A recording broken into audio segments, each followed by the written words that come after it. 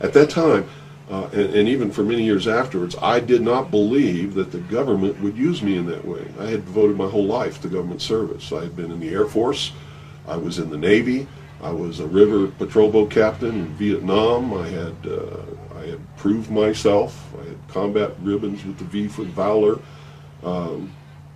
There was no doubt of my loyalty to my country. And maybe that's why it was so easy to use me, because I wouldn't doubt that what I saw was real.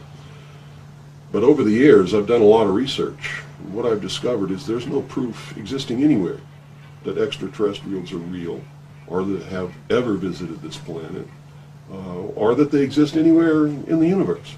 There is not one shred of evidence anywhere. There is lots of evidence, tons of it in fact, that there are a group of people collectively known as the Illuminati who want us to believe in some extraterrestrial threat from space so that they can cause a world government, bringing together of all the people to resist that external threat. And the first time that I saw any reference to that, I was reading some papers from the Carnegie Endowment Fund, and there was a record of a speech.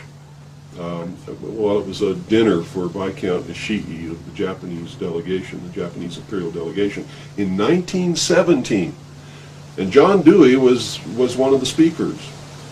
And the first sentence out of his mouth, as I was reading this, I almost fell out of my chair, because this was in 1917, and he said the best way to cause all the people of the world to come together in one world government and end war forever would be if we were attacked by some other species from some other planet.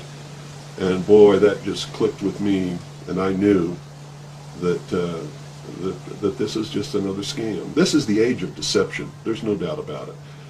And then 8 times during Reagan's administration, he inserted almost the exact same phrase into 8 of his speeches. Perhaps we need some outside universal threat. I occasionally think how quickly our differences worldwide would vanish if we were facing an alien threat from outside this world. And yet, I ask you, is not an alien force already among us?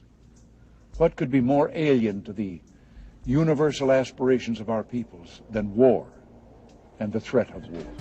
And it's a scam. That's what I can tell you. What they call UFOs, these craft that fly around the sky, are real. But they're not piloted by some little green guy from some other planet. They're owned and operated by the United States of America for one, the Soviet Union for another, probably Great Britain, Canada. I think the first really operable ones were probably manufactured in Western Canada, in the wilderness, in a place especially built to create those machines, like we created the Manhattan Project, and the same kind of secrecy surrounded it. So the technology is real. It's been kept secret, and it's been used to promote this concept that there's an alien threat to this earth. When I was a corporate manager of Fairchild Industries in 1974 through 77, I met the late Dr. Wernher von Braun in early 74. At that time, von Braun was dying of cancer, but he assured me that he would live a few more years in order to tell me about the game that was being played, that game being the effort to weaponize space, to control the Earth from space and space itself. The strategy that Wernher von Braun taught me was that first the Russians are going to be considered to be the enemy. In fact, when I met him in 74, they were the enemy, the identified enemy. We were told that they had killer satellites. We were told that they were coming to get us and control us, the dirty commies, that whole story. First, the Russians were the enemy against whom we're going to build space-based weapons. Then terrorists would be identified, and that was soon to follow. We heard a lot about terrorism. Then we were going to identify third world country crazies. We now call them nations of concern. But he said that would be the third enemy against whom we would be needing to build space-based weapons. And the next enemy was asteroids. Now at this point, he kind of chuckled the first time he said it. Asteroids, against asteroids we're going to build space-based weapons. So it was funny then. And the funniest one of all was against what he called aliens, extraterrestrials. That would be the final card. And over and over and over during the 4 years that I knew him and was giving his speeches for him, he would bring up that last card. And remember, Carol, the last card is the alien card. We're going to have to build space-based weapons against aliens, and all of it, he said, is a lie. He didn't mention a timeline, but he said that it was going to be speeding up faster than anybody could possibly imagine. That the effort to put weapons in space was not only based on a lie, but would accelerate past the point of people even understanding it until it was already up there and too late. The cattle mutilations I've discovered in my research are nothing more than what's left after the government does its secret tests on the low-level radiation leakage from its atomic weapons assembly plants and atomic power plants. It's a low-level radiation monitoring project. And if you look at what's missing in the cattle, you'll see that it's just as clear as day. They take the lips, they take the tongue, they take a 6-inch patch of skin, they core out the rectum, the colon area, where those kinds of things would collect. They pass through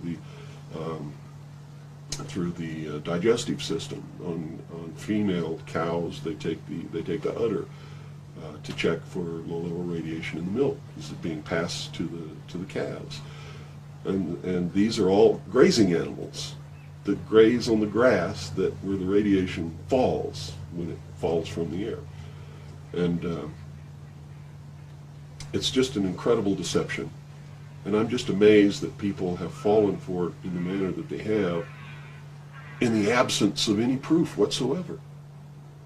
I mean, they cite hearsay as proof. Well, what about all of the alien abductions? They're not abductions. They're the results of a tremendously successful and very sophisticated mind control operation, all of which has been in development. Well, they started working on those kinds of things since before World War II, but they have perfected them. On my website, I have a patent of a machine that can read your brain waves, can recombine them in a computer and send them back to you and make you think things happened that never happened. I mean, you can't get a patent for something like that unless it really works. You have to prove it to the patent office. It works. A patent was issued. And this is just one of the things that snuck by them that hasn't, because when people invent things like this, they're sucked up by the government immediately, and then they're put behind the veil of national security and classified, and then nobody knows about them. But every once in a while, something sneaks by them. And when you do these searches in the patent office, and the trademark office, and in the copyright office, you come up with some real gems once in a while, and that was one. Also, the congressional investigations into the intelligence community has revealed the existence of these programs, and there's no secret about it. It's documented. Project Artichoke, Project MK Ultra, MK Naomi. I could go on and on and on all day long, and if you had the time in your movie, we could lay out all the documentation, which is official government documentation, and prove beyond any shadow of a doubt that it's true. But that's what it is. It's not extraterrestrials coming down. The human body cannot pass through walls or roofs, or through windows that are closed. This is all the product of the imagination and people's willingness to believe something because they want it to be true. I don't know why they would want it to be true. You see, because if it were true, these are not friendly aliens. They're doing some terrible things to people. If I were to kidnap somebody, pass them up through the roof, and take them somewhere, and perform operations on them, and take samples of semen and ova from their reproductive organs, and plant thoughts in their mind, and all this kind of stuff, and then bring them back, guess where I'd be right now? In prison. That's kidnapping. It's criminal. It's a terrible thing. So there's a morbid sense about all this too, as if people want to be hurt for some reason. I don't understand that, but that certainly is something that that somebody needs to look at. Why do people feel that this needs to be real? What in them says, I want to be abducted and abused and kidnapped and raped and all of this stuff against my will? Because they seem to take some kind of satisfaction that this is happening. And nobody's talking about the fact that this is a terrible thing to happen. If I were to do that to you, you wouldn't be too happy, would you? But somehow it's okay if an alien does it? I don't think so. It's all bullshit. It's a lie. Well, at this point, I've done so much research on this. I have to tell you, there's only one way this is going. There's going to be a civil war in this country. And I hope the outcome of the war will be the reinstatement of constitutional Republican government. But whenever you have a war like that, you're going to have competing factions to be the winner. And whoever really has the power in the end is going to institute whatever kind of government they feel should be there. There are people in this country who believe that a religious theology or theocracy should prevail. Well, if that happened, we'd have burnings at the stake again, and inquisitions, and heretics, and all of these kinds of things. So that can't be allowed to happen. Can't be.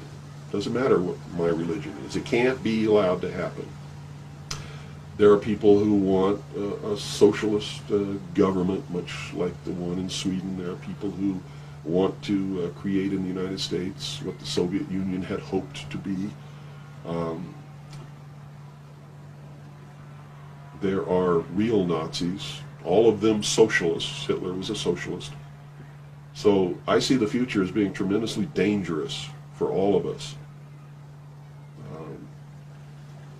Me and many others like me are going to perform a valiant attempt to reinstate, restore legitimate, lawful, constitutional Republican government.